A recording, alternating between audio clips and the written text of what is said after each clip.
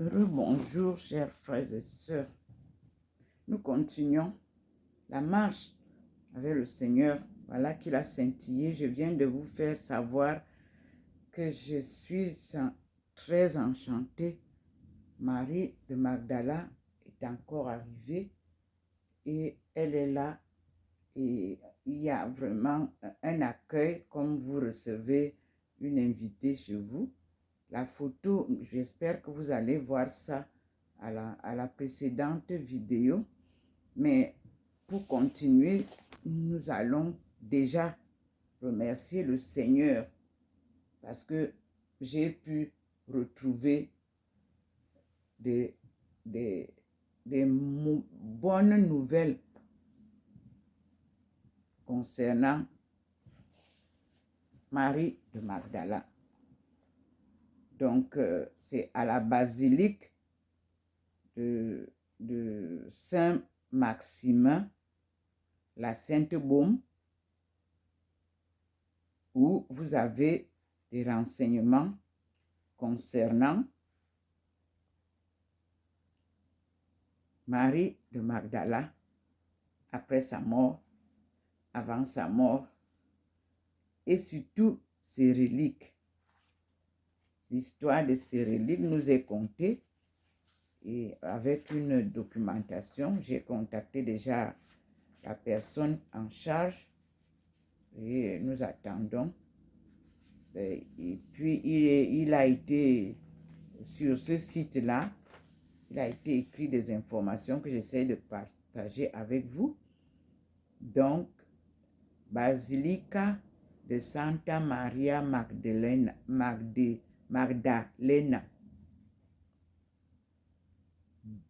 10 places de L, Hôtel de Ville, 83 470, Saint-Maximin, la Sainte-Baume. Vous avez le téléphone 04 94 78 00 19. Puis, on nous dit la basilique Sainte-Marie Madeleine de Sainte-Marie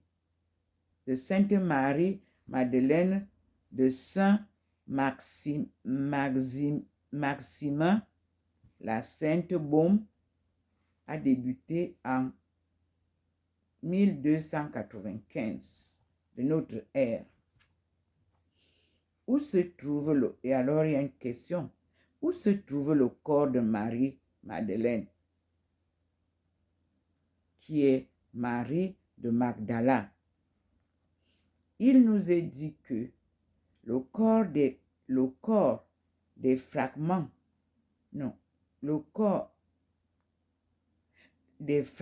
du corps de Marie Madeleine a été dispersé. Non, le corps des fragments le corps des fragments du corps de Marie-Madeleine a été dispersé durant des siècles. Le crâne du défunt, repose néanmoins dans un impressionnant reliquaire en or dans la crypte de la basilique de Saint-Maximin, la Sainte-Baume, au-dessus de son tombeau. Donc, les reliques de Marie-Madeleine en Provence. Alors, il y a quelqu'un qui a posé une question. Quel est le nom de la femme de Jésus? Cette question m'a vraiment intéressée. Et voici la réponse. Marie-Madeleine, c'est-à-dire Marie de Magdala, c'est le nom. Et la personne explique sur le site. Il existe des preuves et maintenant des écritures que Jésus était marié à Marie-Madeleine et qu'ils ont eu des enfants ensemble. Fin de citation. Garantissent les auteurs pour avoir également envisagé le grec Nikos Kazantzakis dans la dernière tentation du Christ avait été menacé des pires sévices. On nous dit qu'il y a un site des anciens livres qui serait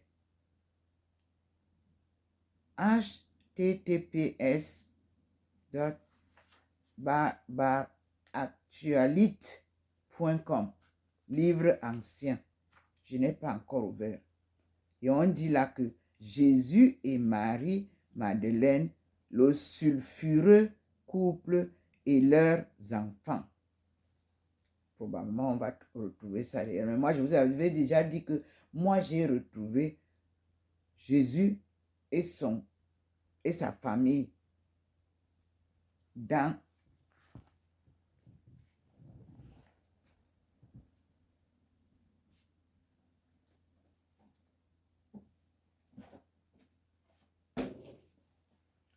le livre,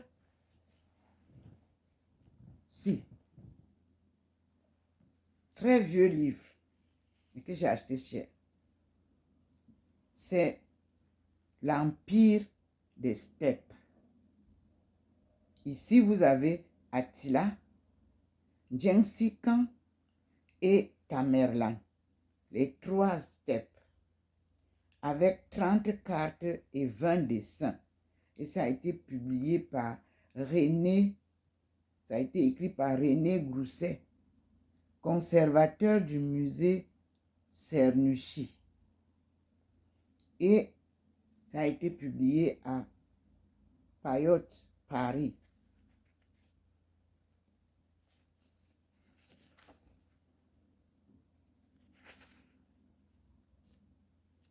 En 1939.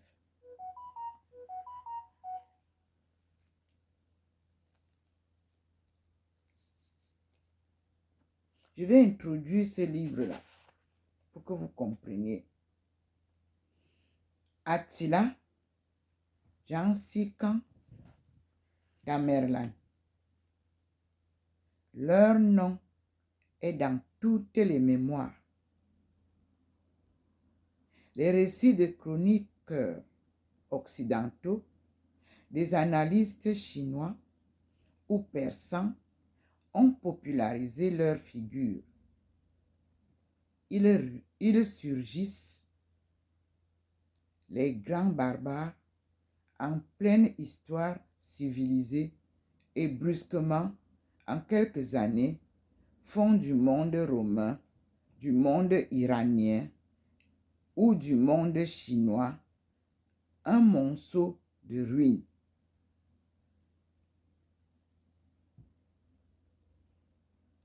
Leur arrivée, leur mobile, leur disparition semblent inexplicables, si bien que l'histoire positive n'est pas loin de faire sien le jugement des anciens auteurs qui voyaient en eux les fléaux de Dieu, envoyés pour le châtiment des vieilles civilisations. Cependant, jamais hommes n'ont été davantage les fils de la terre, expliqués par elle, voulus par le milieu, immédiatement, entre guillemets, lisibles en leur mobile et en leur comportement dès qu'on connaît leur mode d'existence. Les steppes ont fabriqué ces corps rabougris et trapus, indomptables puisqu'ils ont survécu à de telles conditions physiques. L'âpre vent des hauts plateaux, le froid excessif ou la chaleur torride ont modelé ces visages aux yeux bridés, aux pommettes saillantes, aux poils rares, durcis ces torses noyeux. Les nécessités de la vie pastorale au hasard des transhumances ont déterminé leur nomadisme et les données de l'économie nomade ont entraîné leur rapport avec les sédentaires, rapport tour à tour de timides emprunts ou de sanguinaires razzias. Aussi bien les 3 ou 4 grands nomades asiatiques qui sont venus à l'improviste déchirer la trame de notre histoire ne sont-ils des exceptions que pour notre ignorance?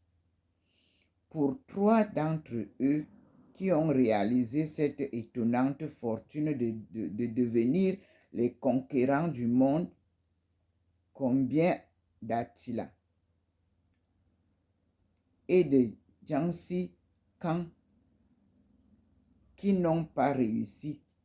Je veux dire qui n'ont réussi qu'à établir des empires limités à un quart de l'Asie, de la Sibérie au fleuve jaune, de l'Altaï, de la Perse. Ce qui, on en conviendra, reste encore une aventure de quelque ampleur. Je voudrais évoquer ici, dominé par les 3 puissantes figures inscrites au frontispice de ce livre et les expliquant ce peuple de grands barbares en marche à travers 10 siècles d'histoire, les frontières de la Chine à celles de notre Occident. Préface.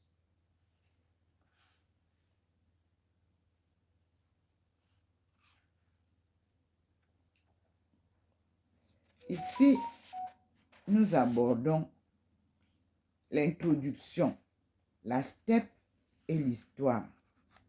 Telle qu'elle se présente à nous, la Haute-Asie porte témoignage du drame géologique le plus grandiose des annales de la planète.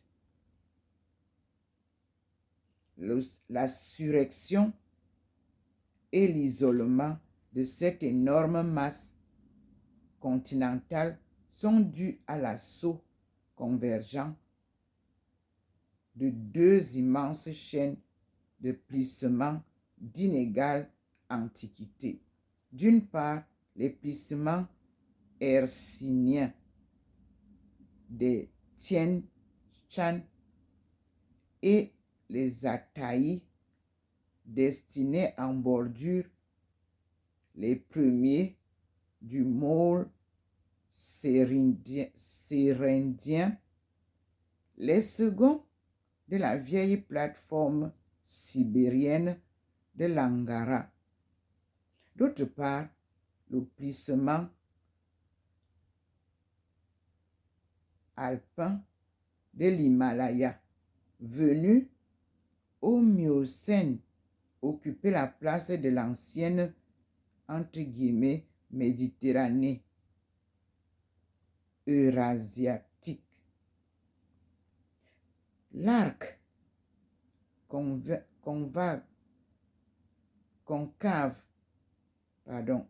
concave des Tien Shan et des Altaïs au nord-ouest, l'arc opposé à l'Himalaya au sud ont encerclé et isolé le Turkestan et la Mongolie, ainsi restés comme suspendus au-dessus des plaines de la périphérie.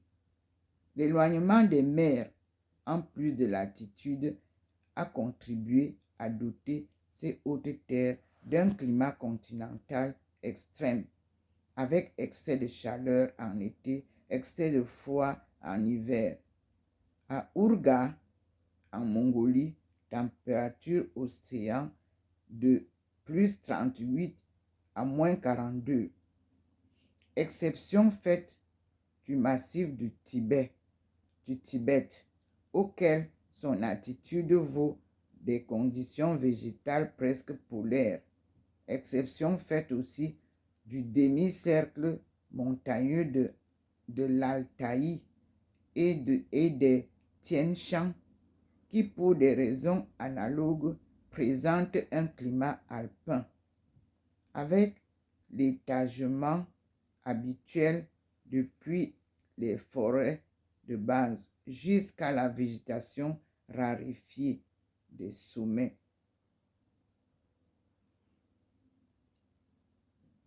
Presque tout le reste de la Haute-Asie est couvert d'une zone longitudinale des steppes herbeuses et repos hivernal, desséchées pendant l'été. Les prairies steppes, plus vivantes dans les régions irriguées, agonissant et tournant au désert dans les solitudes centrales en voie de saharification, court depuis la Mandchourie jusqu'à la Crimée, depuis Ourga, en Haute-Mongolie, jusqu'à la région de Merv et de Balkh, où d'ailleurs la prairie steppe eurasiatique du Nord se continue par la steppe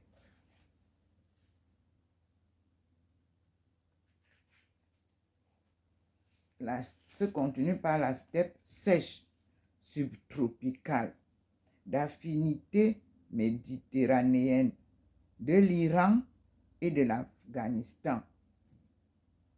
Au nord, la zone longitudinale des steppes eurasiatiques se soude directement à la zone des forêts boréales de climat sibérien qui couvre la Russie et la Sibérie centrale, ainsi que la frange septentrionale de la Mongolie et de la Mandchourie.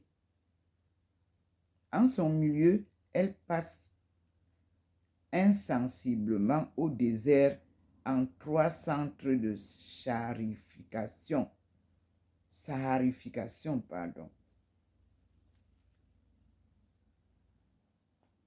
Désert de Kizilkouk en Tanzanie et de Karakouk au sud de l'Amou Daria, désert de Talkamakan dans le bassin fermé de Tarim, désert de Gobi, enfin, qui s'étend sur une immense zone orientée du sud-ouest au nord-est, depuis le lobe nord.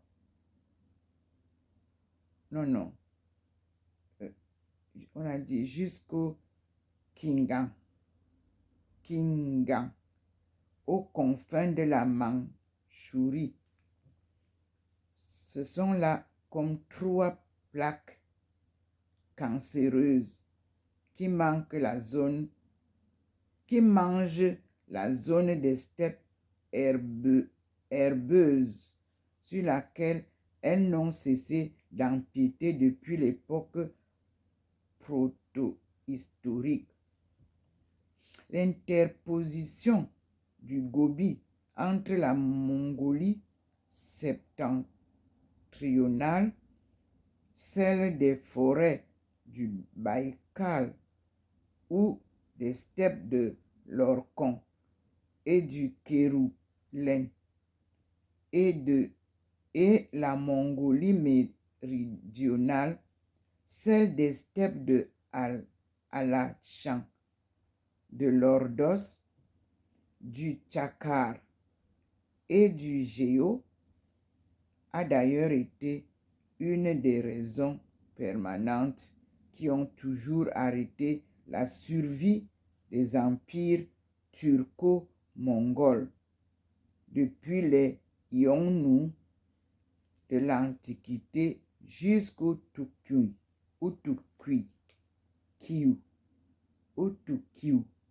du Haut Moyen-Âge.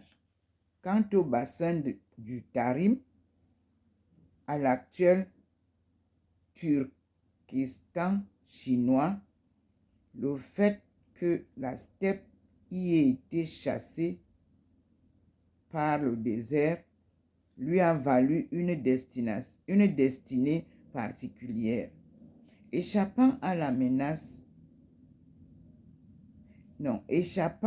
vie nomade de la prairie, encore qu'ayant toujours vécu sous la menace ou le contrôle des hordes du Nord, il a vu se développer la vie urbaine et commerçante des oasis caravanières et, par le chapelet des oasis, a fait communiquer les grandes civilisations sédentaires de l'Ouest, monde méditerranéen, Iran, Inde, avec la grande civilisation sédentaire de l'extrême-orient, la Chine. La double piste ainsi tracée en double arc de cercle au nord et au sud du fleuve moribond, au nord par Tuanhuang, Hami, Turfan, Karachar, Kucha, Kachgar, le Fergana et la Transoxiane au sud par Tuanhuang, Khotan, Harkan, les vallées pamiriennes et les bactrianes. Cette double ligne si fragile en son long tracé au milieu, tour à tour, des déserts et des sommets. Fragile comme une ligne étirée et sinueuse,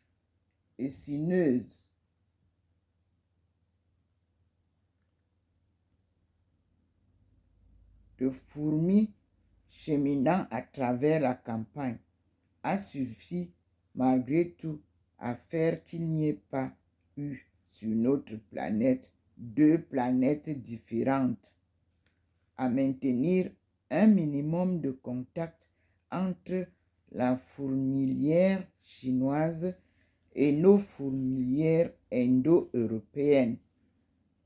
C'est la route de la soie et la route du pèlerinage par où ont passé le commerce et la religion, l'art grec des successeurs d'Alexandre et les missionnaires bouddhistes montés d'Afghanistan. Par là, les commerçants gréco-romains mentionnés par Ptolémée s'efforçaient d'atteindre les ballots de soie de la Sérique. Fermez les guillemets. Par là, les généraux chinois des seconds Han cherchaient à entrer en rapport avec le monde iranien et avec l'Orient romain. Maintenir la liberté de cette grande route du commerce mondial fut des Han à Kubilai une des préoccupations séculaires de la politique chinoise. Mais au nord de cette étroite route de civilisation, la steppe constituait pour les nomades une autre route d'un caractère tout différent, une route illimitée aux pistes innombrables, la route de la barbarie. Rien n'arrête la chevauchée des escadrons barbares entre les rives de l'Orkhon ou du Kéroulin et le lac Balkach. Car si vers ce dernier point, le Grand Altaï et les contreforts septentrionaux des Tien Shan semblent se rapprocher, la Trouée reste encore large du côté de Limil, au Tarbagatai, vers Chunguchak, comme elle est suffisante entre les Ouldous, Lili et le bassin de l'Issyk-Kul, au nord-ouest duquel s'étendent de nouveau au pied des cavaliers venus de Mongolie les immensités sans limite de la steppe kirghize et de la steppe russe. Ces passages du Tarbagatai, de l'Alataou et du Mouzar, les hordes de la steppe orientale les ont sans cesse franchis pour chercher fortune dans les steppes de l'Ouest.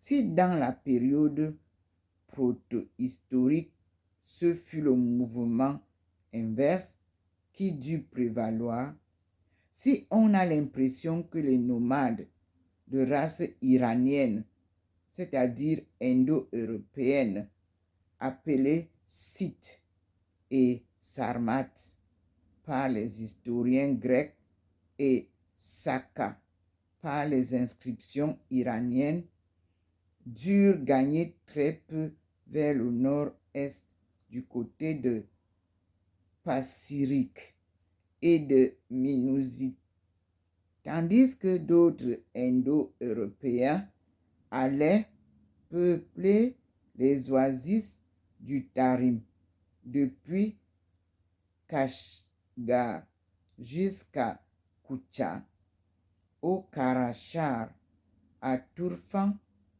peut-être jusqu'au Kansu. Il est certain qu'à partir de l'ère chrétienne, la poussée se produit d'est en ouest.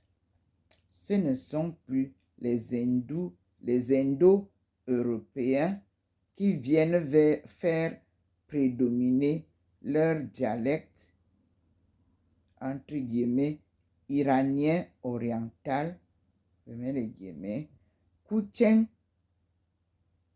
ou Tokharien, dans les oasis du futur Turkestan chinois. Ce sont les Yugnu qui, sous le nom de Yuns, vont établir un empire proto-turc en Russie méridionale et en Hongrie, car la steppe hongroise continue la steppe russe, comme la steppe russe continue la steppe asiatique. Et après les Huns, ce seront les Avars, hordes mongoles enfuies d'Asie centrale sous la pression des Toukous au VIe siècle, et qui régnera sur les mêmes lieux en Russie d'abord, en Hongrie ensuite. Ce seront les Turcs khazars au 7e siècle, les Turcs Péchénègues au 6e siècle, les Turcs Comans au 12e siècle. On a dit les Turcs Péchénègues au 11e siècle, les Turcs Comans au XIIe siècle, qui suivront le même tracé, les Mongols Genghis Khanid.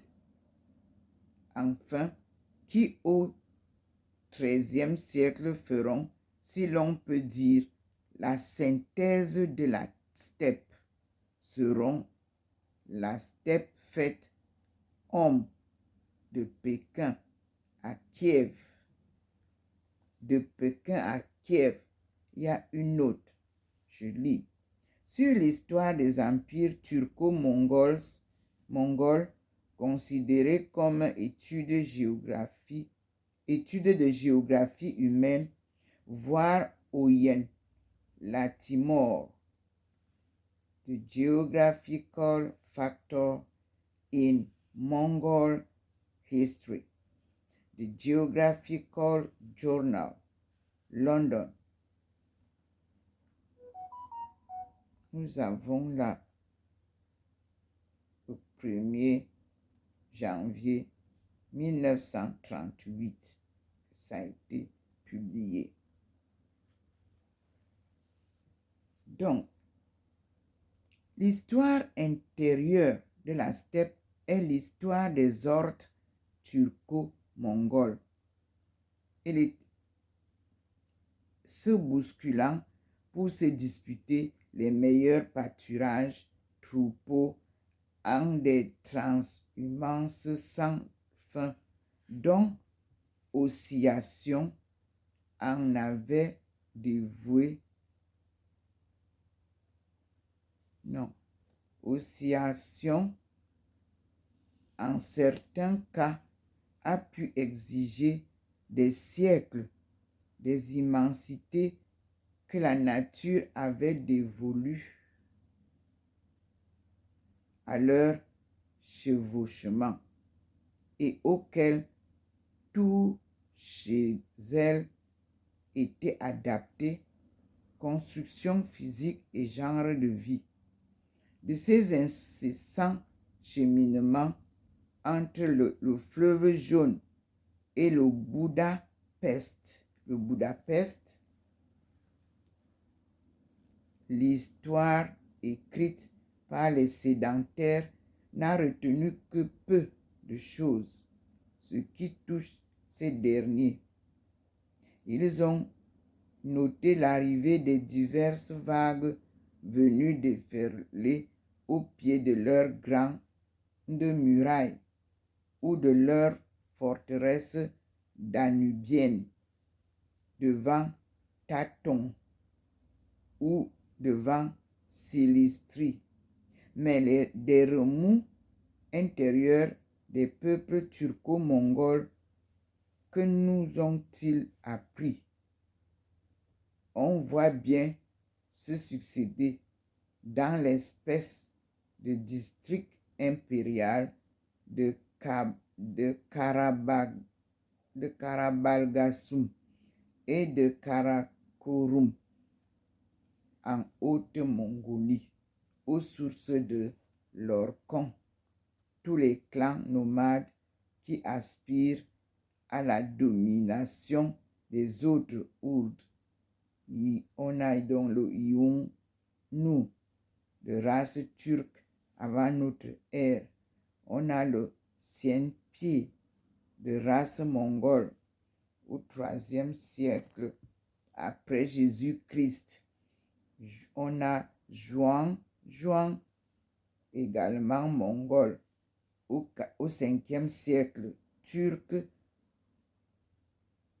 Au 5e siècle, on a Turc Tukiwi au 6e siècle. Et on a Turc Uyghur au 8e siècle. Turc Kirghiz au 9e siècle. Khitan, de race mongole, au 10e siècle. Kiraït au Naïman, de race sans doute turque, au 12e siècle. Mongol Genghis Khanid, enfin au 13e siècle. Mais si nous connaissons l'identité des clans tour à tour turcs ou mongols, qui ont imposé leur hégémonie aux autres.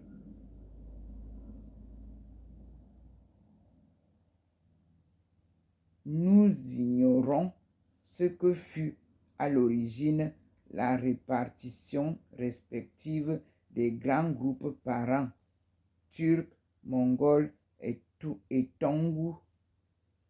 Sans doute, à l'heure actuelle, les Tongus occupent-ils, en plus de la Mandchourie du Nord, une bonne partie de la Sibérie orientale, plus dans la Sibérie centrale, la rive est du moyen Yenisei sur les trois rivières Tunguska, tandis que les Mongols sont groupés dans la Mongolie historique et les Turcs dans la Sibérie occidentale et les deux Turkestan, étant entendu que dans cette dernière région,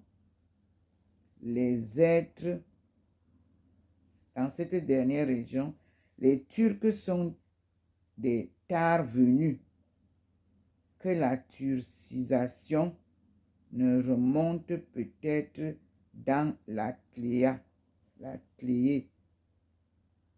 qu'au 1er siècle de notre ère, sûrement en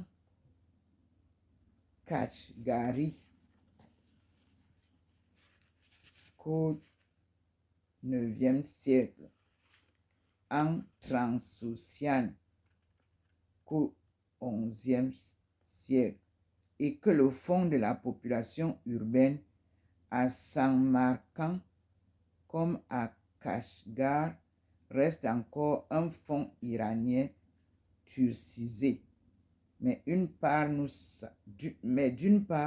savons par l'histoire qu'en Mongolie, même les Genghiskanites ont mongolisé de nombreuses tribus vraisemblablement turques.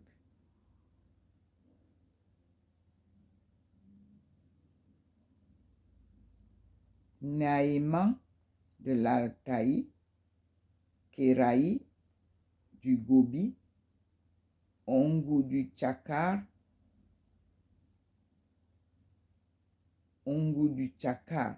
avant l'unification Genghiskhanide, qui enrôla toutes les tribus dans la bannière des Mongols bleus, une partie de l'actuelle Mongolie était turque et du reste jusqu'à aujourd'hui encore un peu turc.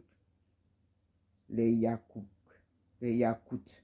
occupent au nord des Tunguts, au nord-est de la Sibérie, dans les bassins de la Lena, de l'Indigirka et de la Kolyma. La présence de cette masse turque demeurait en direction du détroit de Bering, au nord des Mongols et même des Tongus, sur l'océan glacial arctique, nous incite à la plus grande prudence quant à la situation respective des premiers, entre guillemets, Turcs, Mongols et Tongus. Ce qu'elle nous permet d'entrevoir, c'est que la masse turco-mongole et tougouse, due en effet à l'origine être cantonnée assez au nord-est,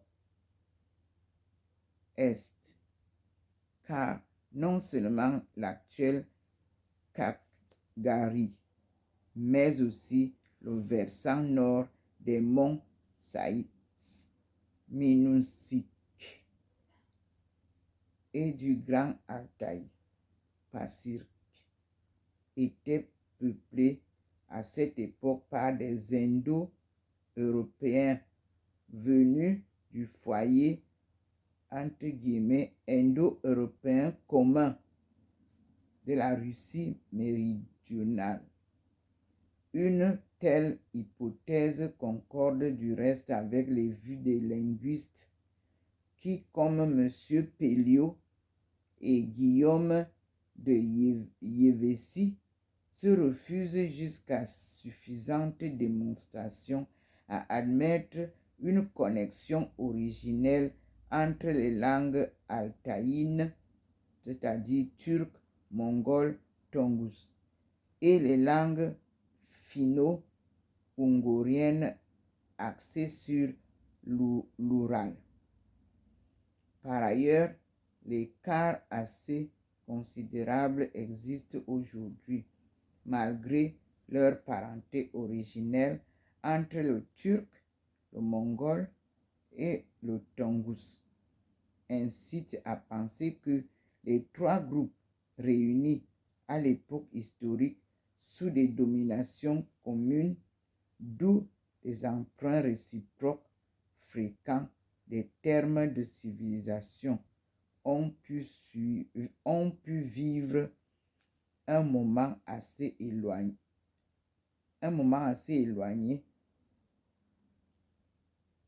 les uns des autres à travers les immensités du nord-est asiatique.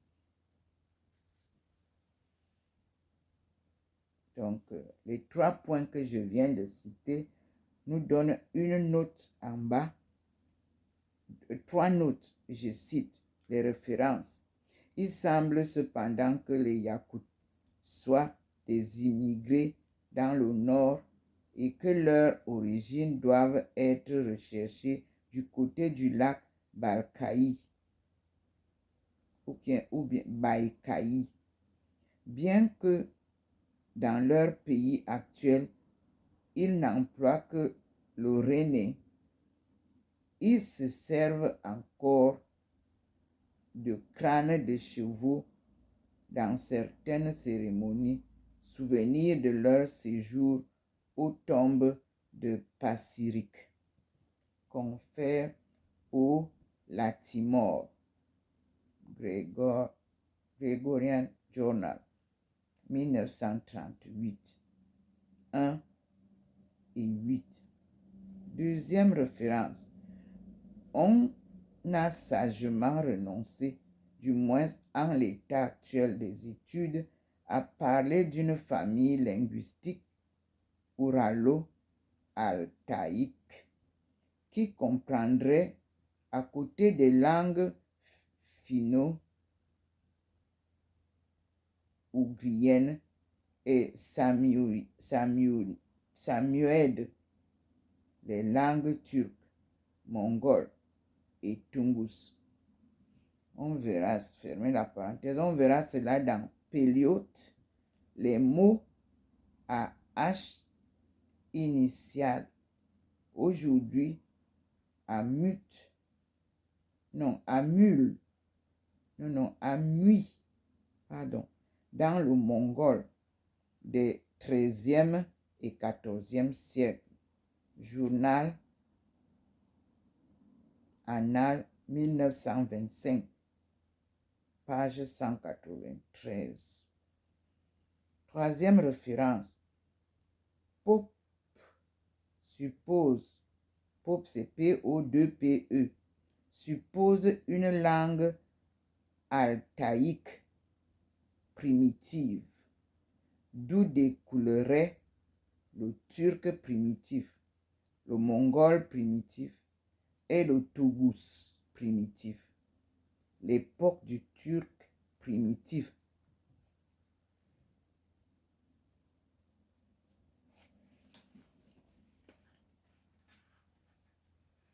Si on dit l'époque du primitif, ne saurait pas descendre plus tard que les premiers siècles avant notre ère.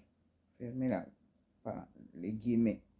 Pope, P-O-2-P-E, et Bartol enseignent aussi, entre guillemets, qu'en général, les langues turques se trouvent à un degré d'évolution plus élevé que les langues mongoles. Même le mongol de n'importe quelle contrée du monde mongol est beaucoup plus archaïque que les plus anciennes langues turques connues. Le mongol écrit est, au point de vue phonétique, presque au même degré d'évolution que la langue altaïque primitive. Fermez les guillemets. Confère N. Pope, Ungarisch, Scharbucher, 6, page 98. État de la question de la communauté, entre guillemets la communauté, par Jean Denis. Langue turque, mongole et tongouz. In Langue du monde de Meyet et Cohen, page 185. Point 1. Voir page 55. Non, ça c'est une autre référence. Voilà, on a terminé là. Là, après avoir lu ça,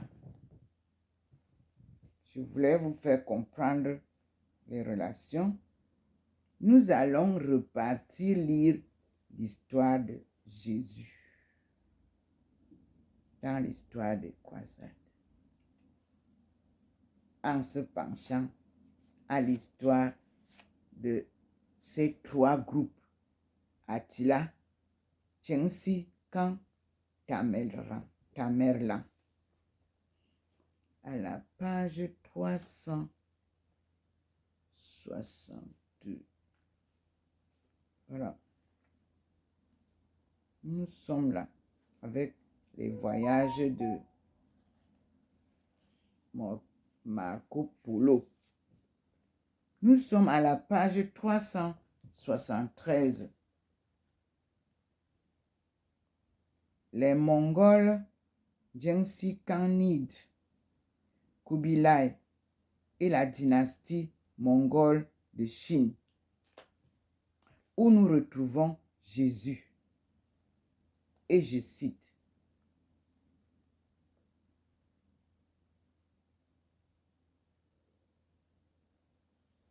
il est dit, un historien nommé en transcription chinoise Ngazie,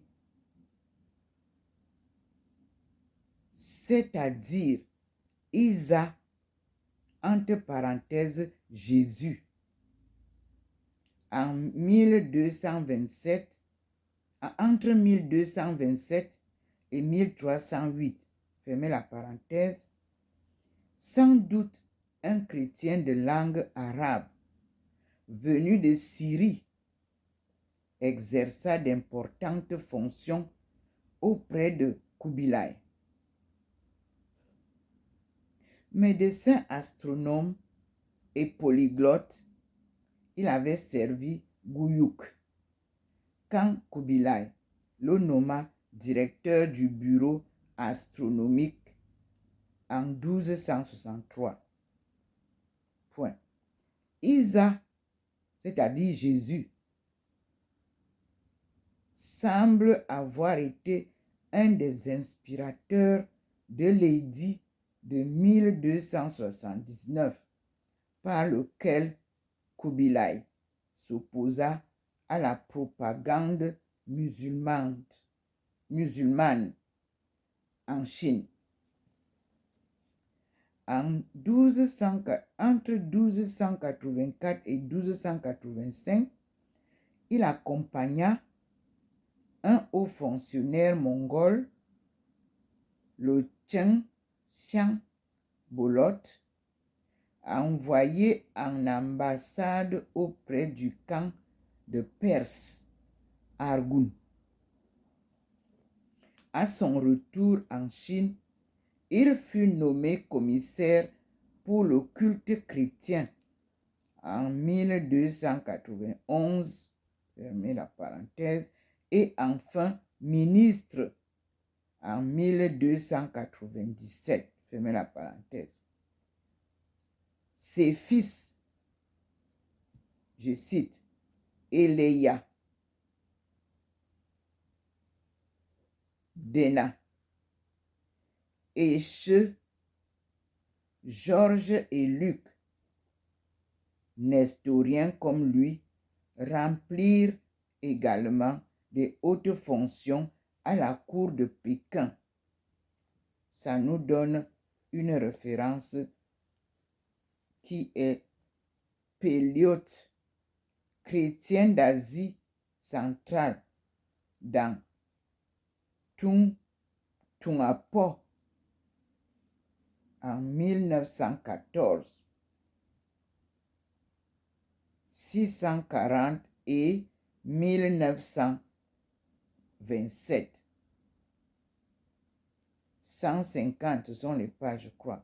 Et les Mongols de la papauté dans Revue Orient chrétien de 1924.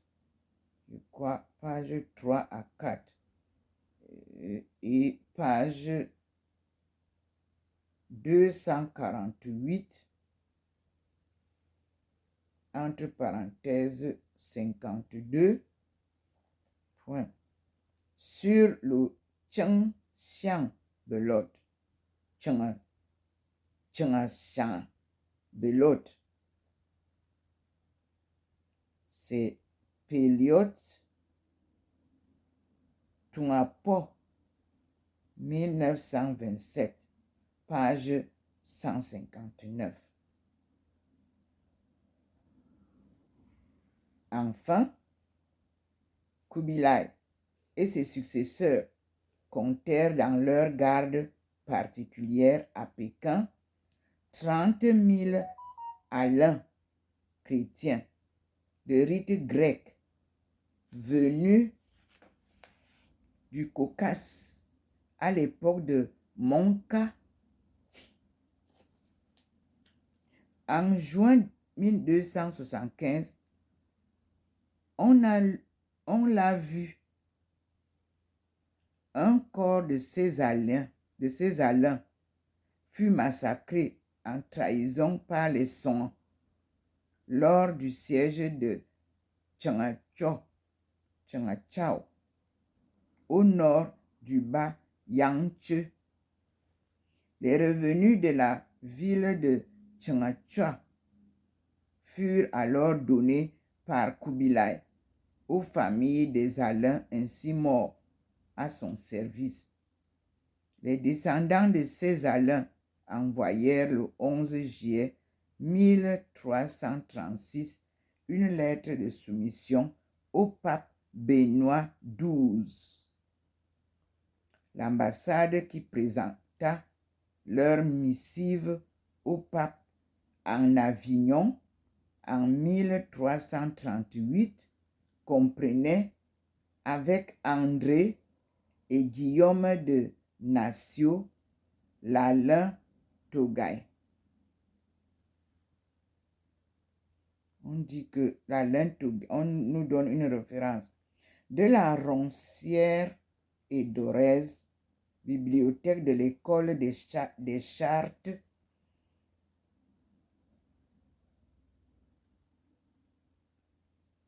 nous voyons 56, 1895, 29, Péliote Tungapo, c'était son nom, Péliote, c'est le nom francisé, mais il s'appelait Tungapo, 1914,641. Monsieur Péliote a retrouvé dans le Yuanche les noms de plusieurs des chefs Alains de Pékin qui envoyèrent cette ambassade Footing, Hian Shan et Jayan Buka, devenus dans la lettre à Benoît XII Fodim, Juven, Chiansam et Shengboga. Et nous continuons la lecture. Monsieur Pelliot a établi d'autre part que le vieux manichéisme se trouva sous les Mongols un regain d'activité au Fukien, où d'ailleurs il était déjà signalé sous les Song. On nous renvoie encore à Pelliot. Souvenez-vous que Pelliot, c'est un nom francisé. Son nom, c'est Tungapo. Pelliot, les traditions manichéennes au Fukien, TP 1923. Je crois page 193 ou point 193.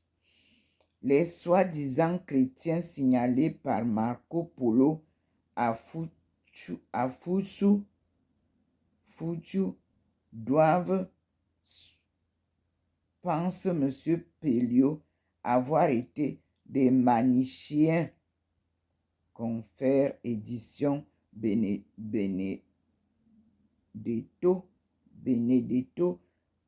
référence 158. Point. Moule, Christians in China, c'est Moule qui écrit. Point 143.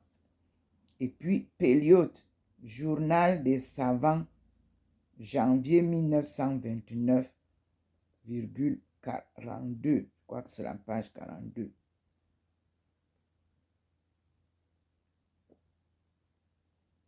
Nous allons donc d'abord nous arrêter là, puisque nous avons retrouvé Isa, comme les musulmans appellent Jésus. Nous l'avons retrouvé dans le livre de René Grousset, conservateur du musée Cernouchi, bibliothèque historique, et dont le livre est L'Empire des steppes, que je vous avais déjà publié lorsque j'ai découvert Isa, comme je viens de vous le dire. Mais l'histoire est très riche et je m'étais arrêté seulement pour d'abord commencer à vous montrer la marche de Jésus et les liens entre la Perse, l'Asie, c'est-à-dire la Chine, et nous, l'Afrique. Nous allons découvrir la vérité qui nous a été cachée pendant des siècles. En cette marche avec Dieu, parce que c'est son œuvre, c'est sa cause qu'il nous révèle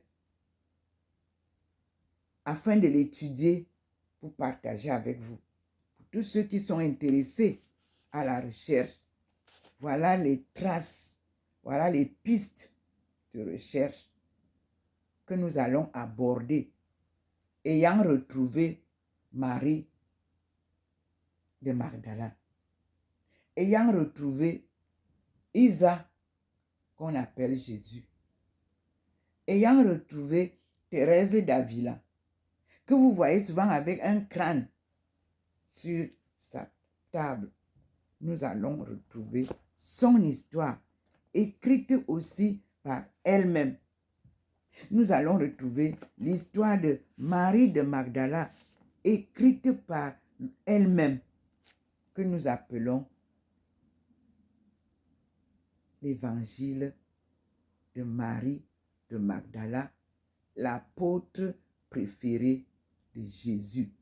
C'est donc clair maintenant que Jésus était marié. Moi, quand j'ai publié au début, je vous avais fait la référence de l'Empire des Steppes, où j'ai retrouvé et j'ai pioché. Mais aujourd'hui, à l'apparition de Marie de Magdala depuis quelques jours, et elle était d'abord seulement accrochée avec son mari au coin. Il l'a descendu avec nous. Nous sommes maintenant à 3. Marie de Magdala, Thérèse d'Avila. Nous sommes là.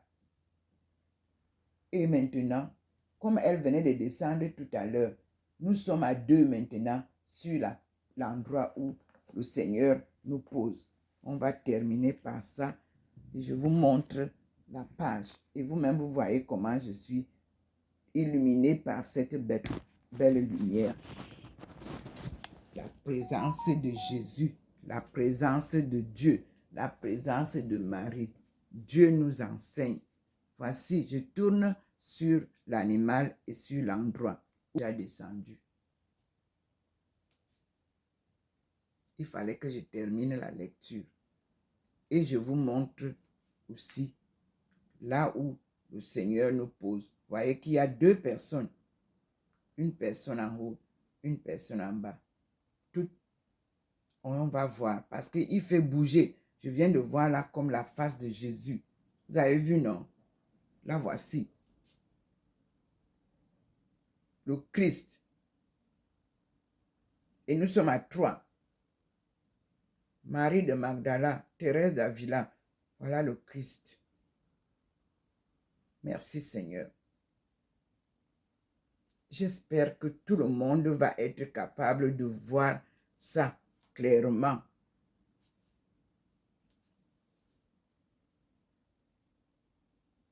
Vous avez la tigresse qui est l'horoscope africain et asiatique que vous appelez l'horoscope chinois. C'est l'horoscope lunaire. Je vais rester un peu ici pour voir comment la main invisible nous fait voir des figures. Voilà celle de Jésus qui est avec nous.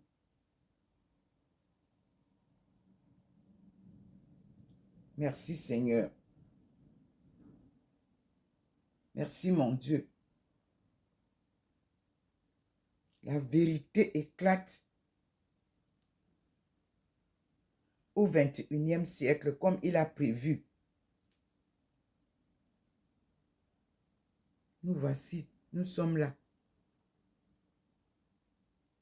Regroupés. Regardez, une petite place d'un meuble. Jésus vient se manifester avec sa femme à Thérèse Ndomomalingi. Mais je vous dis, quand Dieu vous choisit, il n'y a rien d'autre à faire. C'est suivre. C'est répondre comme Marie a dit, qu'il me soit fait selon sa volonté. Et j'irai accepter. Nous voici regroupés à un endroit.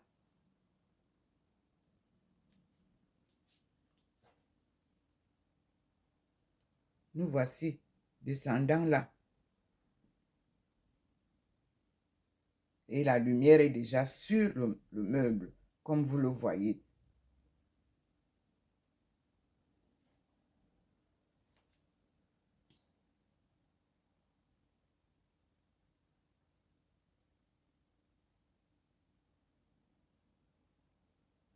Regardez. Merci Seigneur. Regardez comment nous sommes là. Le Christ avait sa femme en bas. Moi, je suis en haut. Merci Seigneur. Merci mon Dieu. Merci Seigneur.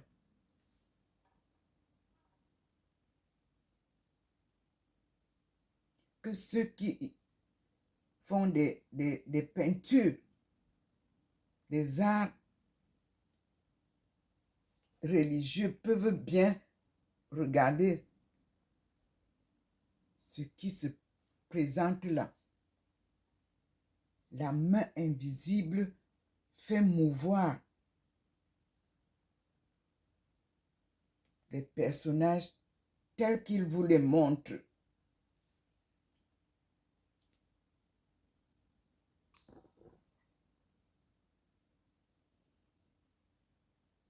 Merci Seigneur.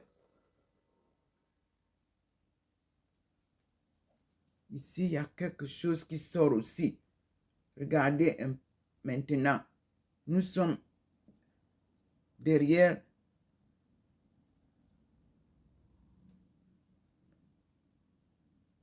sur le mur qui est au-dessus du radiateur du chauffage. Voilà encore. Il vient de sortir là des figurines.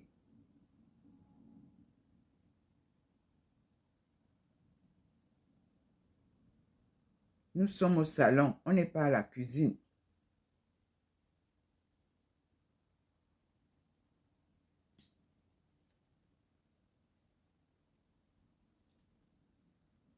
Et vous voyez ma face, je suis là, ma face transfigurée. Et on est devant ça.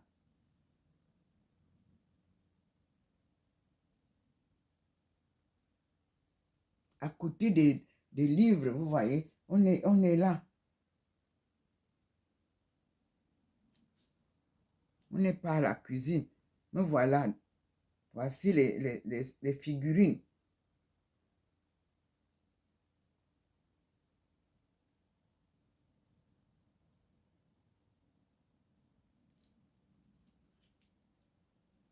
Nous sommes ici aussi.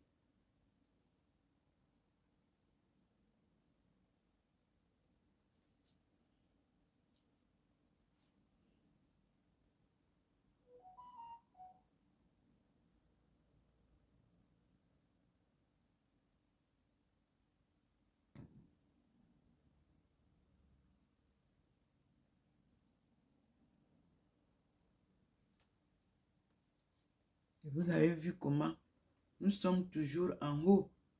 Vous pouvez voir ma face transfigurée là-bas. Et le Christ en haut. Et regroupé ici aussi. Vous pouvez voir.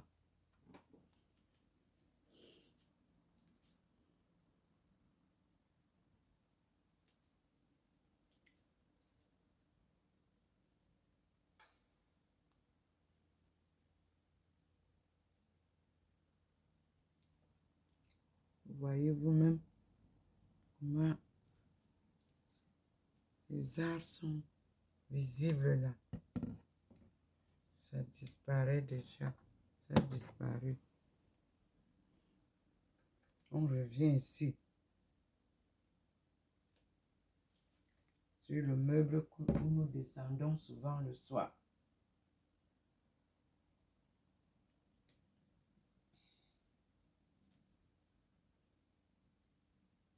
L'image a changé.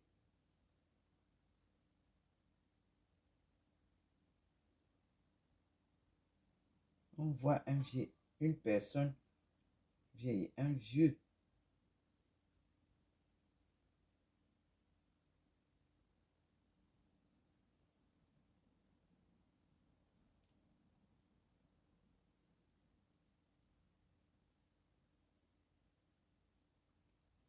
Et nous sommes toujours là. Ici, nous sommes là.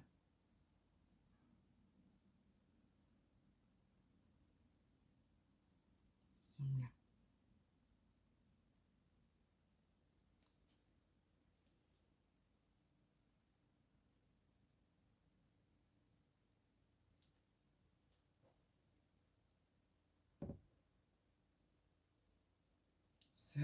Ça change. Ça change.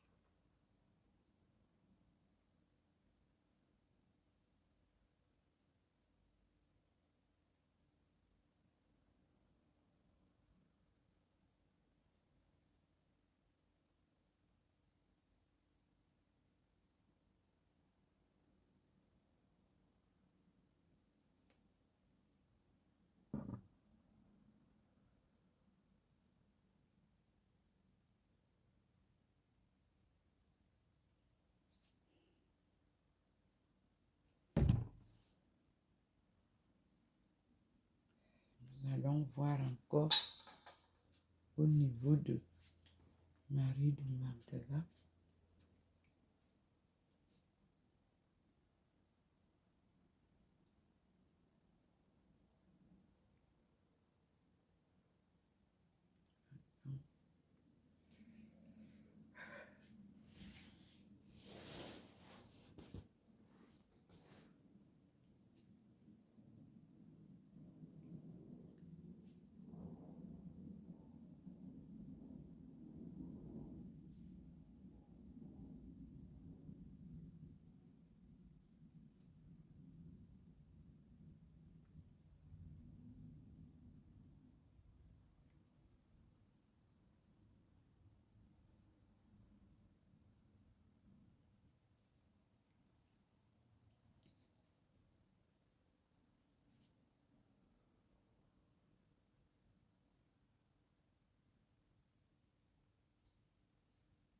Nous sommes à la descente de la soirée. Vous voyez, la lumière sur l'animal commence à disparaître. Donc, c'est la fin de la manifestation. Et nous voyons ce que le Seigneur nous présente comme figurine. On a comme l'impression que c'est un vieillard. Est-ce que c'est Abdul Baha'i? Parce que la face là ressemble à la face d'Abdul Baha'i maintenant, la celle-là. Ça doit être une façon de me dire qu'il faut me maintenir à l'étude de la cause de Dieu par les Baha'i, en m'appuyant sur les études d'Abdul Baha'i. Voyez, c'est ça.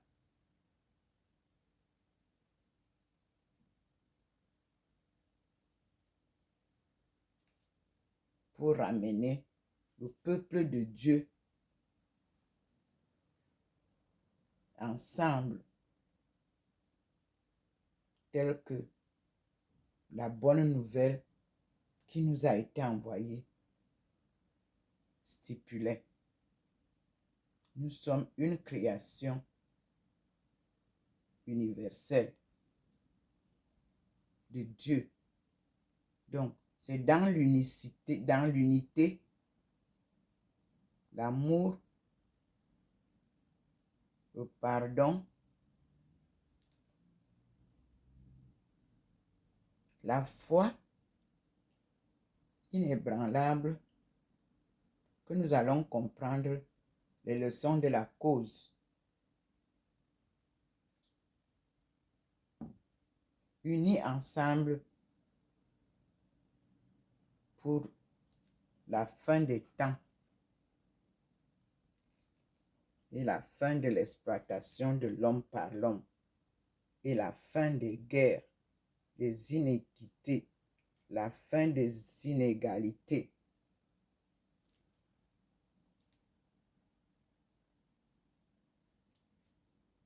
On vient nu et on rentre nu.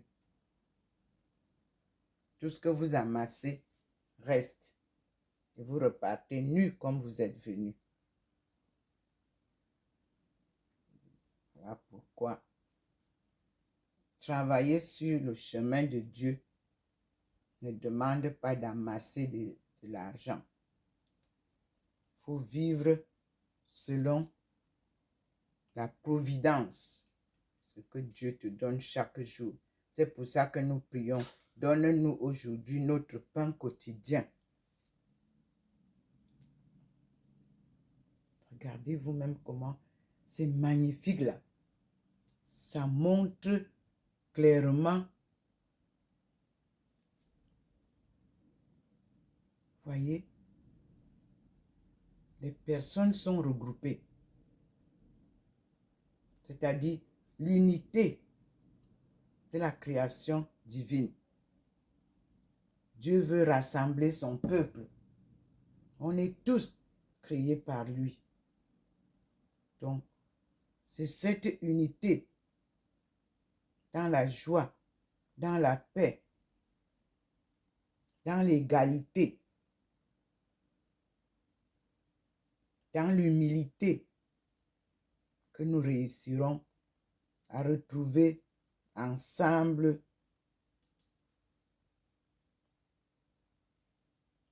la voie de la cause de Dieu. Regardez comment c'est.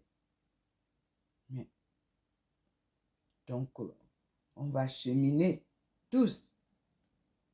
Les 9 portes du temple Baha'i étaient vraiment un dessein de notre vie. Tous regroupés, nous allons louer le même Dieu. Isa nous rassemble. Vous avez vu? Isa, chez les Arabes, Isa, chez les musulmans, s'appelle Jésus. Maman Marie appelait son fils Esa Monsi, c'est-à-dire le oin d'autrui. Ça rejoint donc Isa chez les musulmans, Isa chez les catholiques. Voilà le nom de Jésus.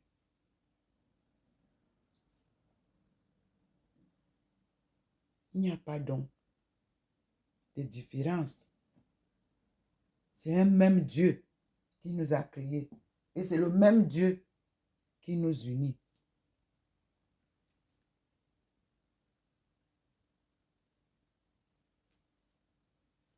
Et nous disons merci au Seigneur. À lui la gloire.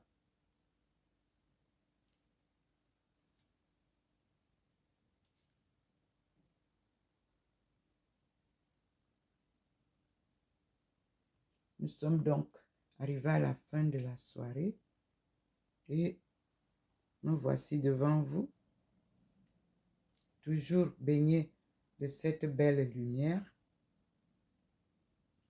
celle qui représente la présence du Seigneur. Et nous lui disons à tous, j'espère, Seigneur, prends soin de nous, protège-nous,